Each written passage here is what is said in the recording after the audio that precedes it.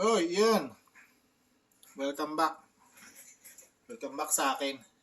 Okay na yung TV. Sa taas. Medyo naligaw lang yung pindutan. Pero okay na. Sana tayo. So, yun nga. Ito. Ito yung nagre-regulate ng pagpasok at paghinto ng pagdaloy ng gasolina sa loob ng karburador niya. Si float. Minsan naman, okay yung needle. Yun namang inuupuan, may diferensya, may dumi. Tingnan nyo rin yun pagka kayo yung nakakatikot.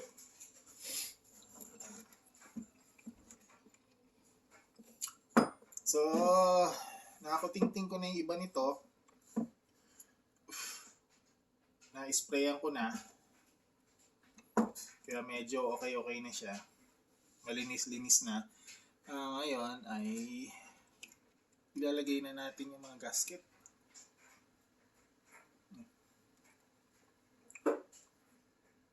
Pagyan na natin yung gasket.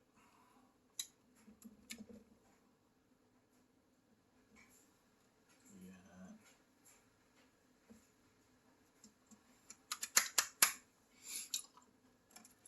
Papalitan lang natin yung mga lulutong na gasket. Ito, ano din. Meron pang piston. Ibang klase disenyo nila eh. Kaya medyo nakakainis. Kasi hindi mo siya maalis.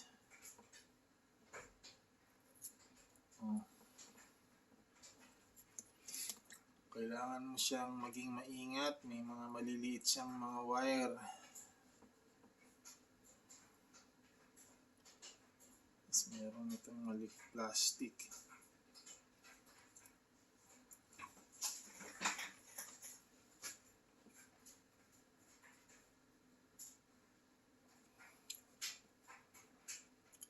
Ano yata ito? Teka. Magsuot tayo na salamin. Wala na rin akong mas malabo na yung tingin ko kapag hindi ako nakasalamin.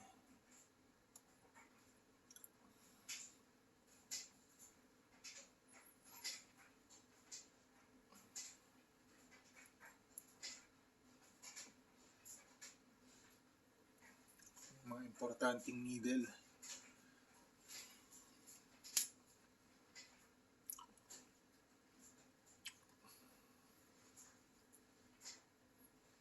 O baka kailangan bago ikabit yung ito muna. Ano ba? Pag-aralan natin sandali. Mamaya tayo ay mapasama.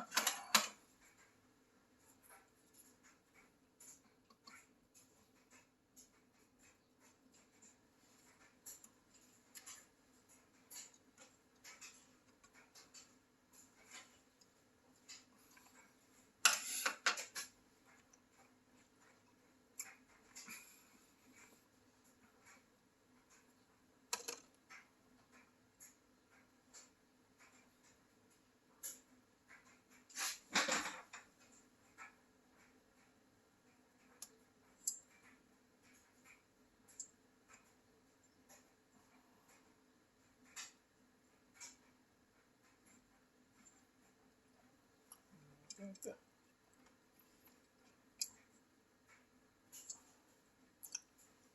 Cook. May-spray pa pala ito. Mantika na.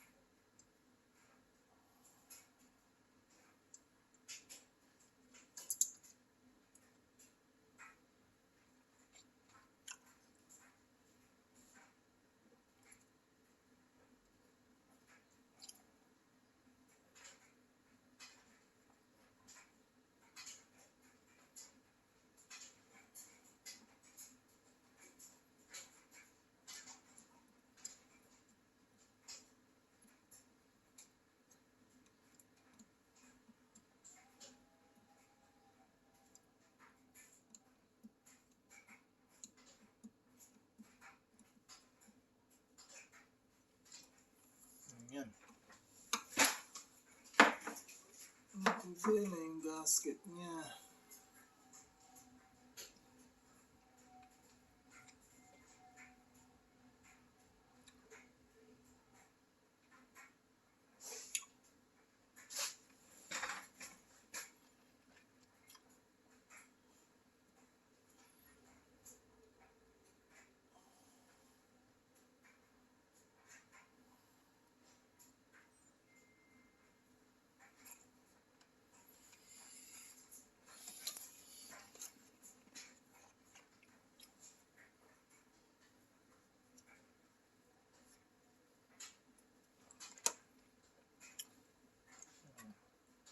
Dito.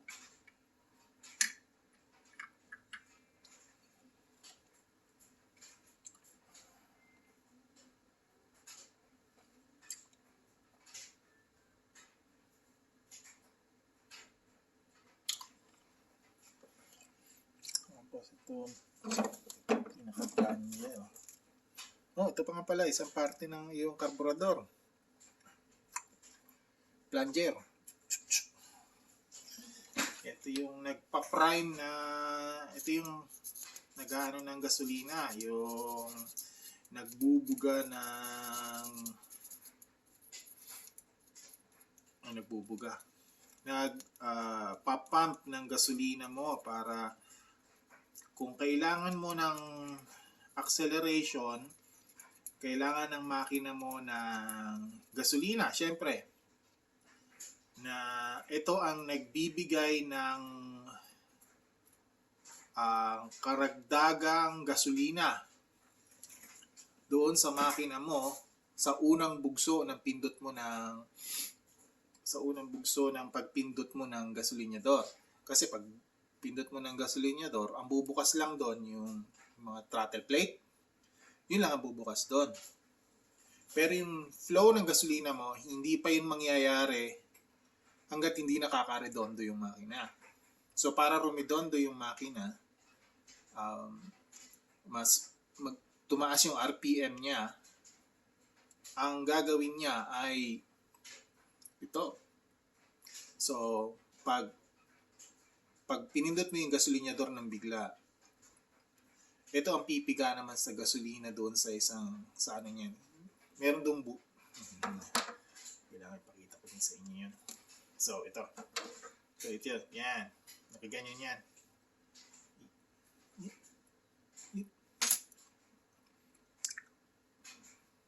Kita niyo ba?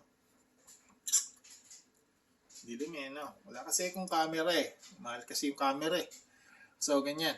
Ay, camera yung lighting. So ganyan, nakaganyan siya sa loob. Yan. So pag pinindot yung gasolina, bababa yan. Hanggat pinipiga-piga nyo yung gasolinyador, magpapump siya na magpapump ng gasolina. Tapos, dito, saan yun?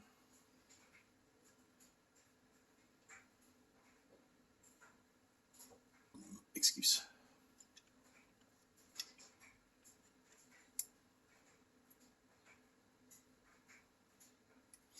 Nasaan yung squirter?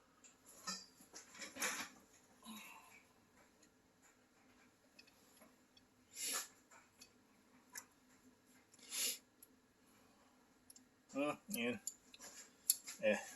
Nakikita niyo ba yan? Ito na lang. Ay, hindi niya pa makikita. Ang dilim kasi.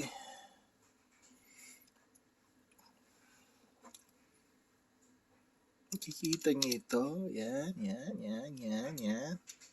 Diyan susumpit naman yung gasolina. Psst! Hanggat pinipiga niyo yun. Yan. May butas yun doon sa kabilang dulo. Yan. Yung gasolina binomba nung pinaka-pump na yon, dyan susumpit.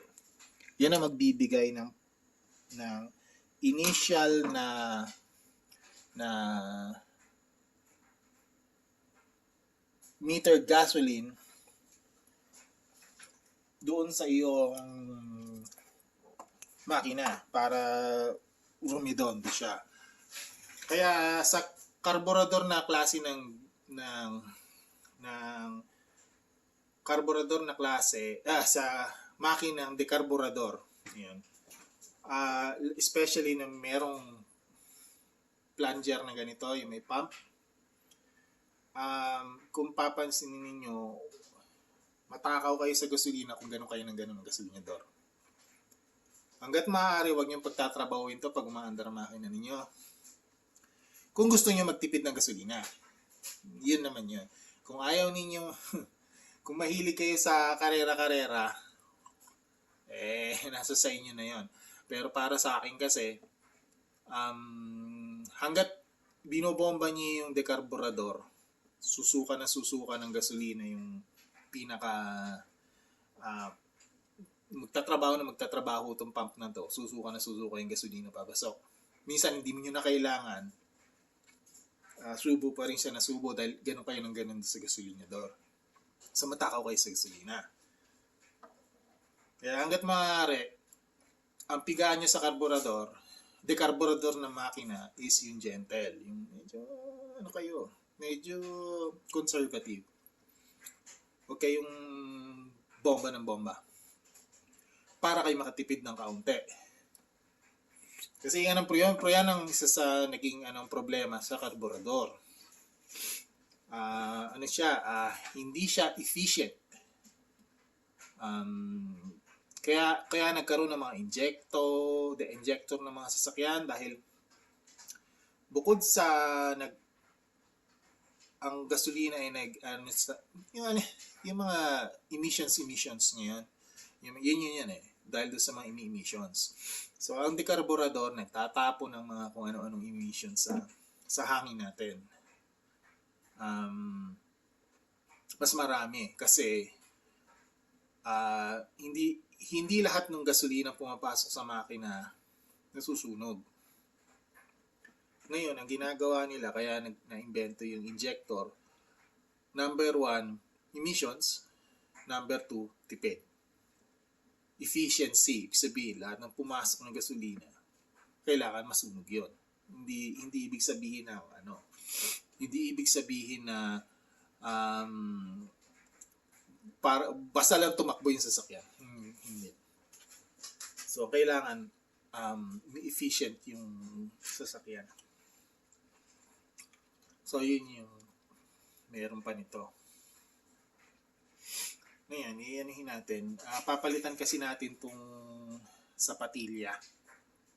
Ito, papalitan natin ng bago kasi may bago na rin lang naman tayo. Kaya lang, hindi ko pa alam kung paano. Yun ang problema ko. Paano papalitan?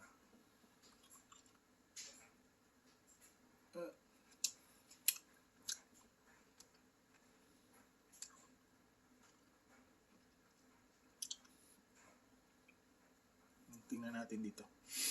Okay, pwede itong ganitahin.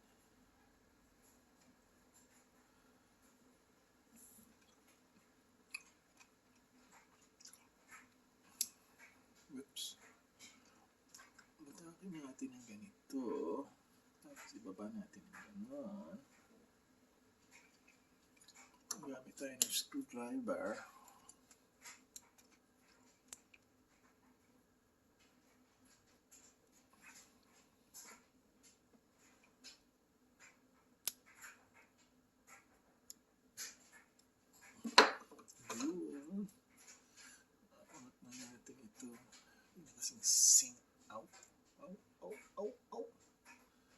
Kailangan hawakan dahil iikas. Nahiwalay ko na yung pinaka-washer. Ngayon. Tapos, listen yung spring. Tapos, ano na?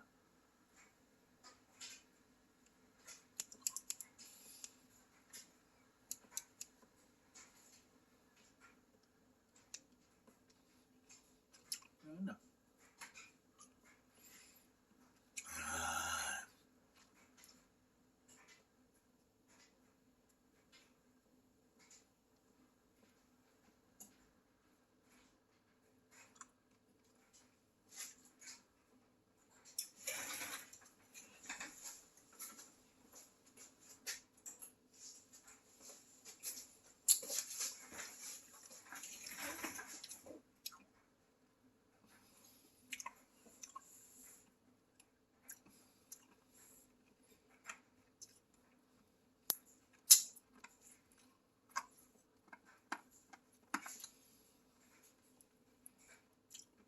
Huwag ka masisira. Akong pamalit sa ano.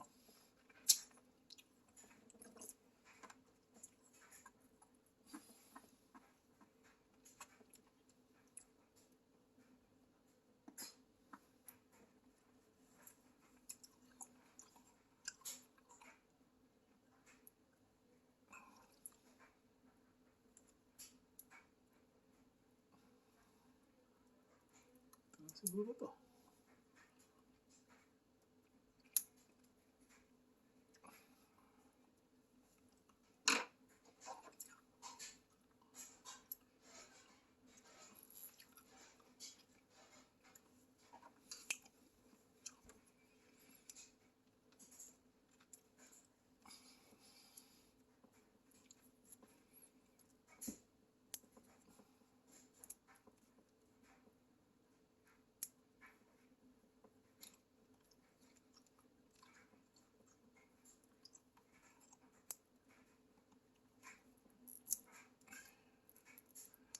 Nakakatakot kasi plastic siya. Baka mamaya madisgrasya.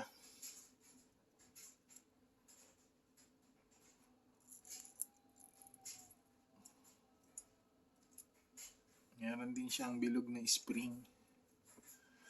Bilog na spring. Para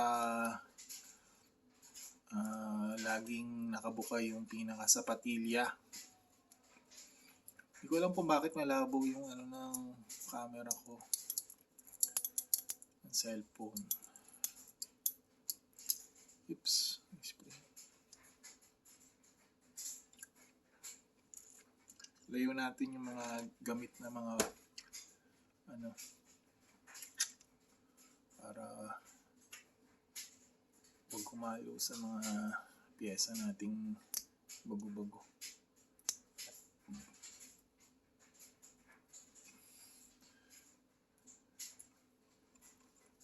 Una, ano lang siya. Kasi yung bago. Yung bago.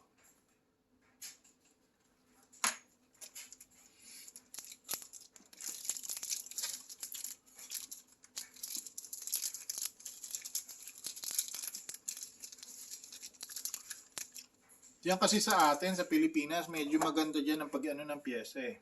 Kunyaring kailangan mo ng rebuild kit para sa karburador mo, bibigyan ka ng rebuild kit kasama yung mga jet, kasama yung mga bukod sa gasket, lahat na halos ng hardware meron. Dito, wala kang kasama, puro gasket lang. Hindi sila nagbebenta ng kung jet lang, ganon. Hindi. Kaya hindi nakakainis, kumbaga, dahil imbis na ma-rebuild mo yung carburetor mo, hindi mo ma-rebuild na palitan mo yung mga jet niya ng medyo bago-bago. Wala tayong magagawa. Ganun talaga. Wala lang kaya itong matulis na bagay na to. Ito.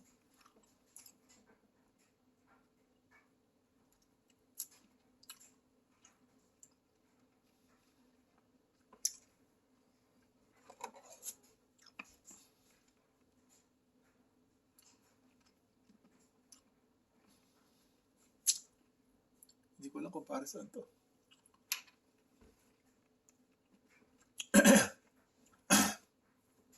Dito kasi bibili ka ng jet. Kung gusto mong magpalit ng jet, bibili ka ng mga jet. At hindi lang yun, kit yun. Maraming klase. Iba-iba sukat. Hindi mo naman kailangan yun kung hindi ka naman Tsaka hindi na rin uso dahil nga na ang carburetor eh. Halos ipini-phase out na nila eh.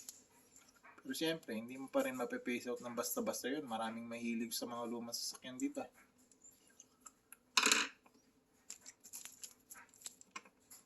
Nasa spring.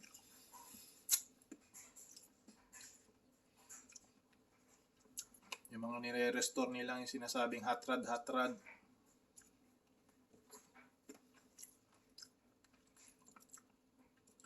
Pala yung makina na pinag-aanohan nito, yun, isa yan sa inaano nila. Kumbaga, isa yung ganong kalalaking ano na ginagawang pang hot rod nila. Ganong klase pero hindi yung ganong modelo. May sinasabi sila na mas magandang mas magandang version ng makina na although pareha sila ng displacement. Yung makina natin ay 7.4 liters ang displacement. Laki, no? 7.4. So yung mga natin dyan, yung mga kilala nating mga sasakyan, katulad ng mga kotse-kotse natin, mga 3K, katulad ng sinasabi ko sa inyo, yung 3K. Ang displacement ng 3K ay 1100 cc. 1100 cc. Etong makina nito, na pinanggalingan itong paglalagyan nitong karburador na to ay kumbaga yung sa 3K na yon ay 1.1 o 1.1 yata yun 1100 yun pagkakaalam ko, pero hindi ko rin sigurado kung yung 4K yata ang 1.2 liter o 1200. Ang 3K ay 1100, tapos yung 4K 1200 o 1.2 liter, tapos yung 3K 1.1. Hindi ko alam nga kung kayo na lang bahala magano, hindi ko na matandaan kung ano nga ba talaga doon. So kumbaga 1.1 liter yung 3K. Imagine niyo na lang yan Ito, yung paglalagyan nitong karburador na to ay 7.4 liters. So, 7 3K na umaandar. Yun. 7. Ganon kalaki itong sasakyan na to.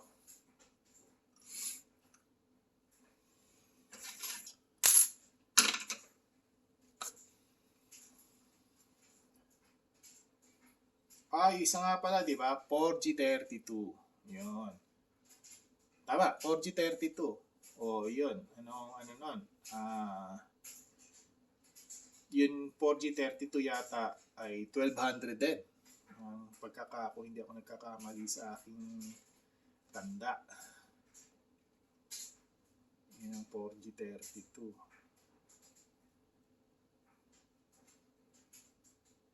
Ano ba naman to? Kailan ko ba tupiin to?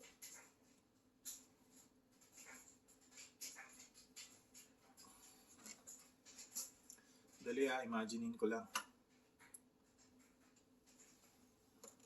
Butin ko ulit. Babalik ko na itong needle. Kaya hindi dapat ito inalis.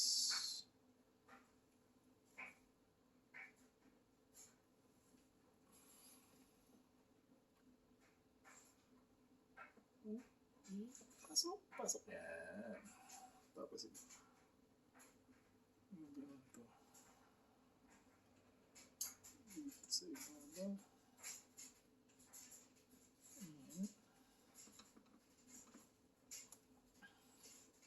Tapos ipipilit ipasok. Sa ng gasket. Sa bukana.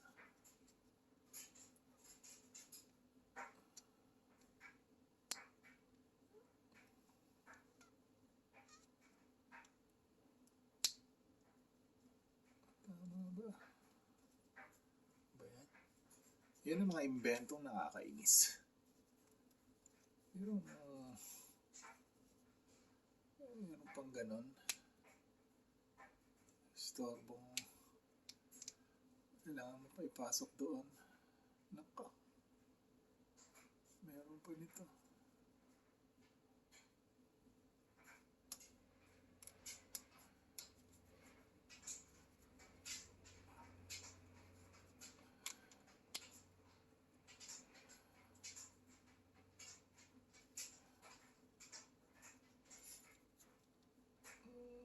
kang masisira.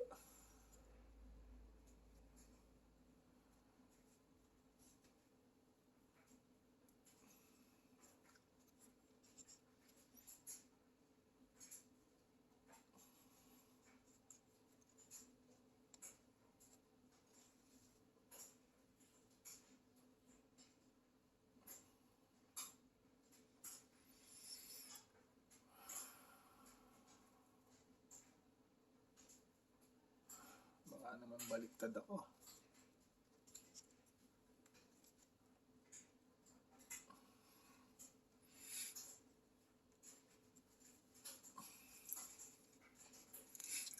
Pas natin ulit. Baliktad. Kasi meron tayong labi. So, yan yung mga invento na nakakainis.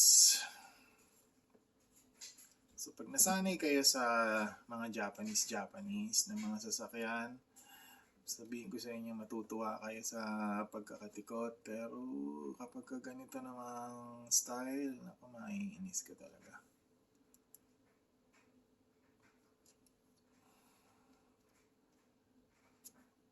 Hindi naman dapat ganito yan, pero ayaw kasi nilang ipa-mekaniko sa mga ang mga sasakyan. Ang gusto nila yung sa kanila magpa-mekaniko para tungkol sa pera. Yun ang problema kasi sa mga yung American na mga sasakyan. Ayaw nila ipa-mekaniko sa mga nila yon. Yun ang disenyo nila, yung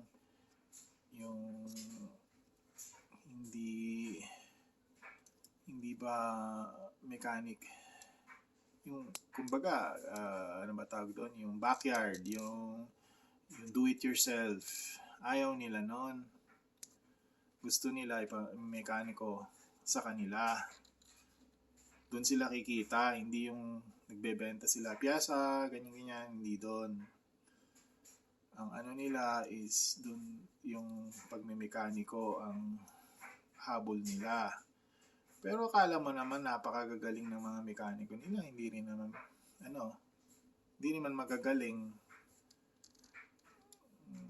Base sa experience ko ngayon dito, akala mo sasabihin mo yung mga mekaniko dito may pinag-aralan ko dahil nag-aaral sila ng pagmemekaniko. Sa atin, TESDA lang. Dito, hindi. Course talaga yon. Pero wag ka. Hindi rin naman tama. Kasi anong nangyayari, yung mekaniko dito, ang bayad, per ora. Ngayon, hindi naman ibig sabihin nun per ora yung mo, ang bayad mo.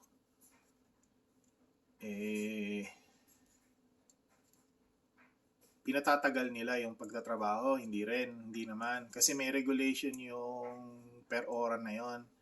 Merong yon, may ano ba tawag doon? Merong sukat na bilang ang, kunyari ito karburador, di ba? May sukat yon dito. May sukat na oras ang pagmemekaniko mo.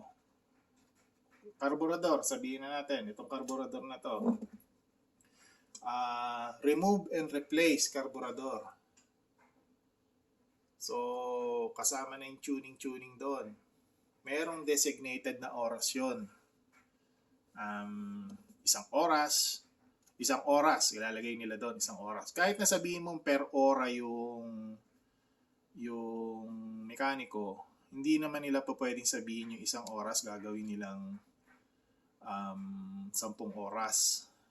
Ganon. Hindi pwede yon. Ang aanuhin nila doon ay meron talagang designated na ano ba tawag dyan? Designated na time allotted para gawin mo yung bagay na yon. Yun naman ang difference doon. Malaki nga ang bayad sa kanila pero may oras na may time allotted. Kaya hindi ka pa pwedeng hindi ka naman sa hindi pa pwedeng lumampas, pero hindi ka makakalampas. kung tama yung ano mo, yung procedure ng paggagawa mo. Tsaka hindi ka nagkaroon ng problema dun sa pagkalas mo. Sabihin na natin, talagang routine lang na remove and replace. Ibig sabihin, walang naging problema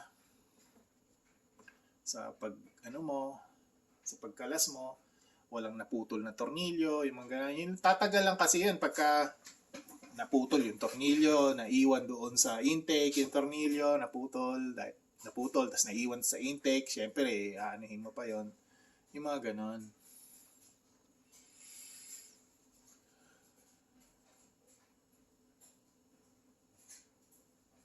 Hindi pa rin yata ako Ano ba to?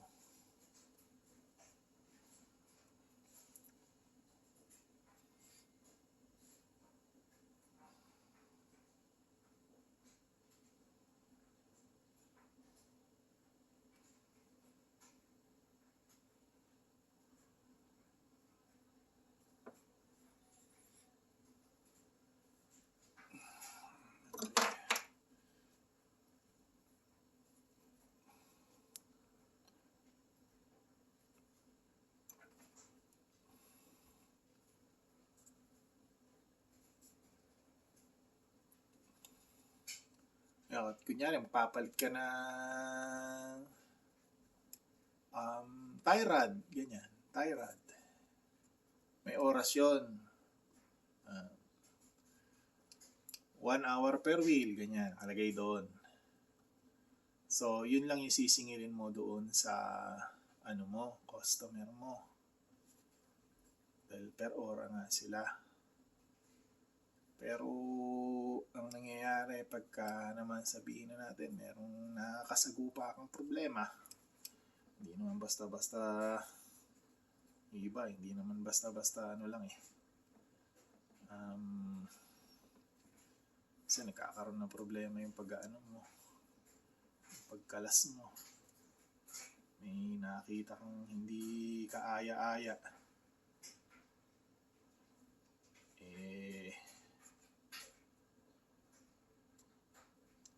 Yun, ayun na, ipasok na rin. Sus, daming cheche-bureche. Ngayon, pag-aasim ka naman ito, problema. Kailangan kasi merong pag-aanuhan.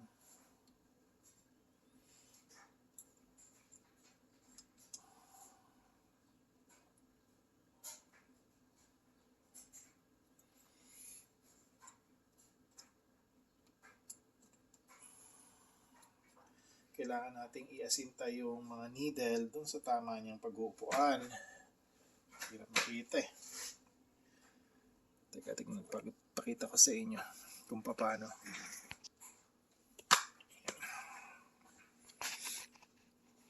So, kung makikita niyo dun sa butas, ayun yung needle natin, di ba? Ayan. Ito. Yung needle. Kailangan siya ay nakataw-taw doon sa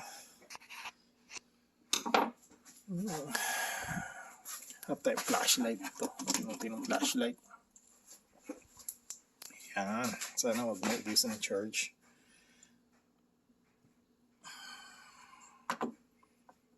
Yan. Nakikita niyo yan, yung yung dalawang na yan. Dalawang jet. Kailangan yung ating needle ay nakataw-taw doon sa dalawang jet na yan.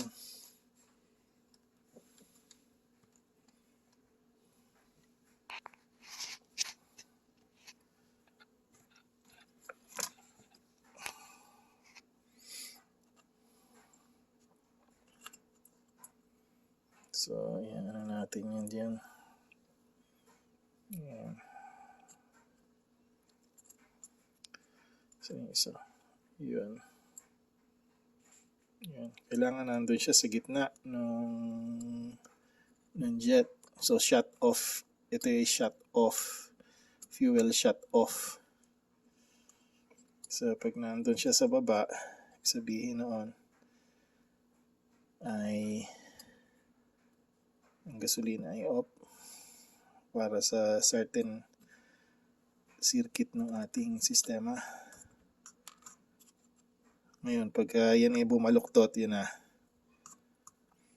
Kaya yun ang mahirap sa ganito.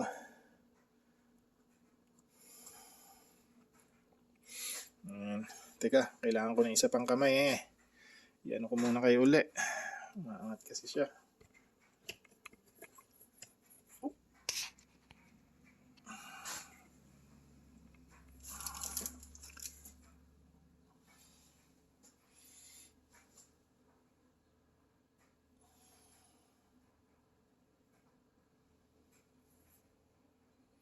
Ay, tangingot. Ilalagay pa pala natin yung ano. Hindi ko nakakalimutan. Daldal kasi ng daldal eh. Teka nga, isusuot ko na lang siya. Ilisin ko na nga ito.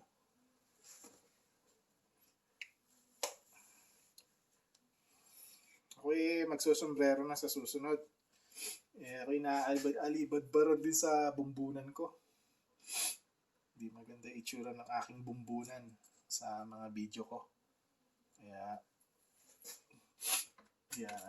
ako'y mag-ano. So, ibabalik na natin yung itong needle. Ay, yan. Ito, yan. Ibabalik na natin. Sisilid nyo lang yan doon sa butas. Okay. Yan. Ano tayo naiwan? May naiwan na naman. Okay. Ito kasi nakaka-istorbo eh.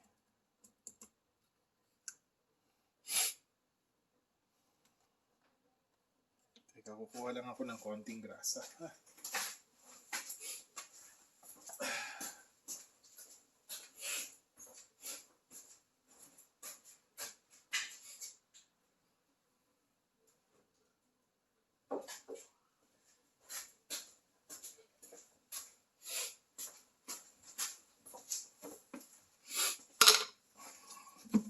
Konting grasa.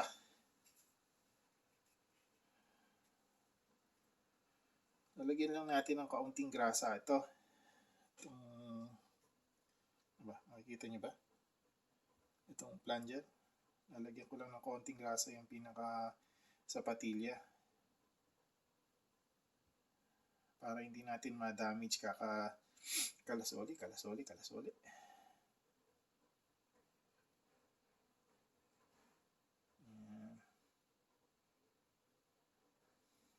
Medyo swabe siya sa pag-glide.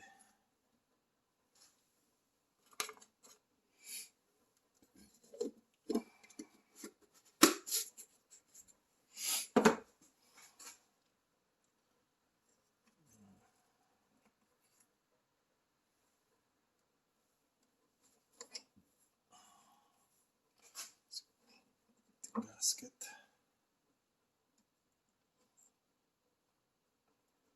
Mas lalo na natin ngayon mahirap na meron na naman ako naiwanan.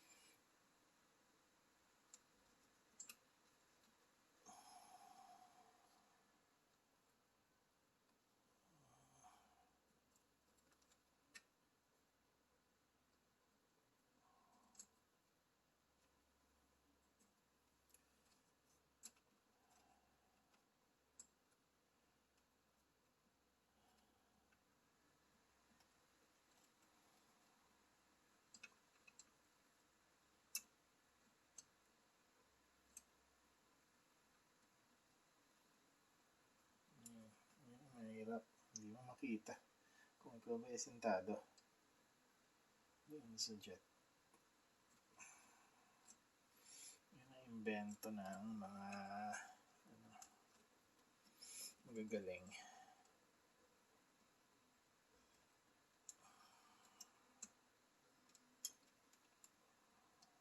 pa maupo ng tama. Hindi mo masilip. Hindi mo maaninag.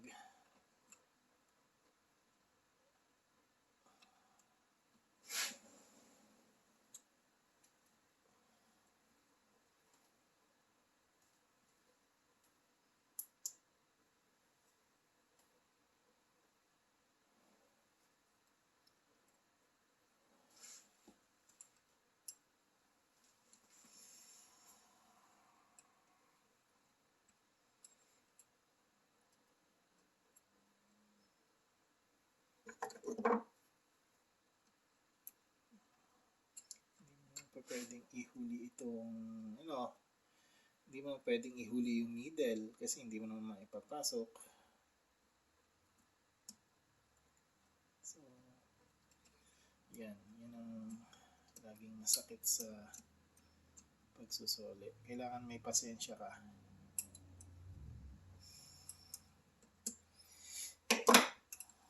Kasi ito angat naman na angat. Hindi mo na maibaba ito dahil tumatama siya doon.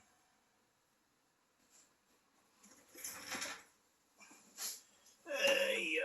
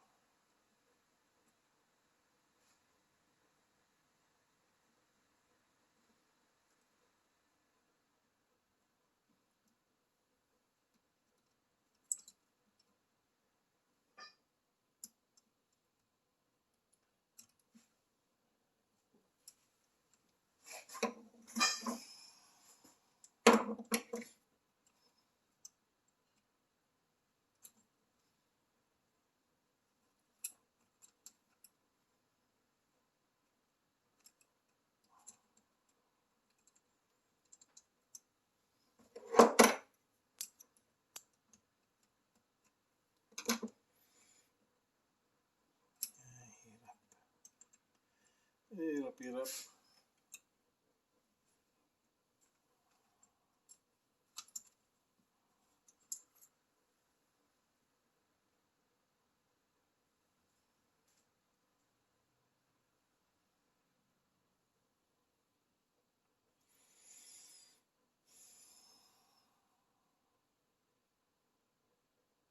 Kakainis no, ang tagal. Sige, aanuhin ko muna to tapos papakita ko na ulit sa inyo mamaya. Ang tagal eh.